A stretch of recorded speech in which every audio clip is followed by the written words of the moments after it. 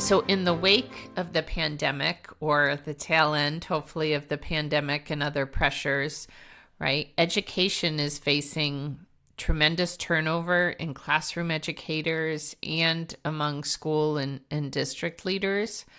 So, what impact does it have on a learning community when you have leaders who are still learning how to step into that role while leading through these challenging times of disrupted learning and higher focus on social emotional learning and all of that? Yeah, these are very challenging times, right? Um, and I think um, I, I think one of the things that is very hard to remember when we're going through tough times is that there's possibility in there's possibilities and there are opportunities in the change, right? And I think so often what happens is that when people are faced with challenges and changes, that they feel so out of control that they want to revert instantly back to what they are familiar with, right? Right. What they And know well. what Yes. what they know well, or at least what they think they know well, right? And it doesn't matter if those ways of being and those habits of mind have actually been working for you or not, right? It's just Mm-hmm. it's what's familiar. It is what our muscle, like we have muscle memory, right? Our muscles Yes. remember this. Our bodies, not just our bodies, but our brains go back to it. And so, in these very challenging times, what I like to remind building leaders and even those who might work at the district level, who may not be in a specific building, but who are working with the leaders in the buildings, right? I try to remind them of the possibilities and the opportunities that come along with this moment in time. And I try to remind them that this isn't the first time that Mm-hmm. schools have gone through these. And quite frankly, I just try to remind them to breathe, right?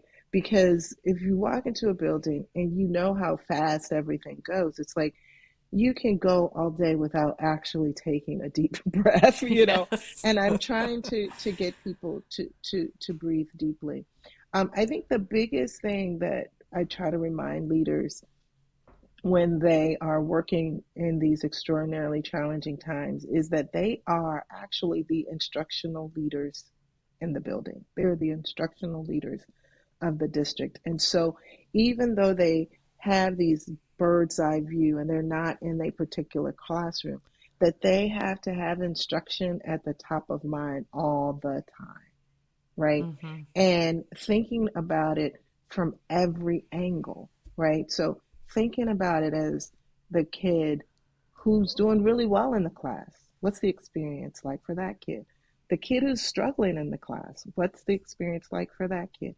For the teacher who's trying to do their best, who also may be new, right? Or who may be Right. a veteran teacher and doesn't think there's anything else for them to learn, right? Them They've to figured learn. it out, Yes. right? And so it's just, I try to remind building leaders that these things that are happening day in and day out, are are are are people's lives, right? So they are a priority and they are important.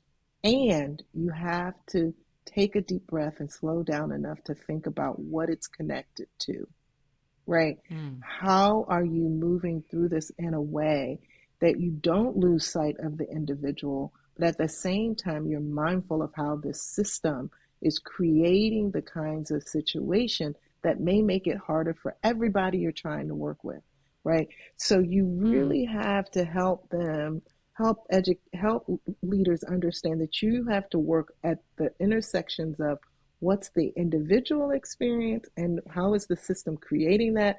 How does that overlap? And how do you work in that space so that you are making an impact on that individual at the same time that you're changing a system to make it more equitable? And that is Wow. not easy work.